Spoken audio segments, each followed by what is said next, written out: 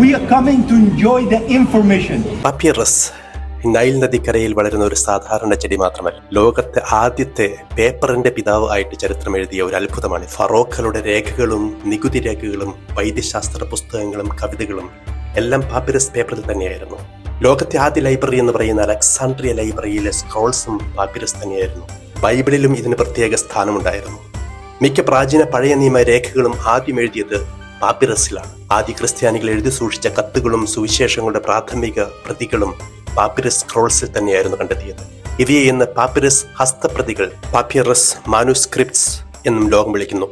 ചരിത്രത്തെ സംരക്ഷിച്ച ഒരു പാലം, ദൈവവചനം തലമുറകളിലൂടെ എത്താൻ സഹായിച്ച ഒരു പരിശുദ്ധ വാഹക, ഒരു ചെടി എത്ര വലിയൊരു സംസ്കാരത്തെ, ഒരു മതത്തെ, ഒരു ലോകത്തെ ഇങ്ങനെ കൈപിടിച്ച് കൊണ്ടുപോകാമെന്ന് പാപ്പിറസ് നമ്മെ പഠിപ്പിക്കുന്നു. Thank you.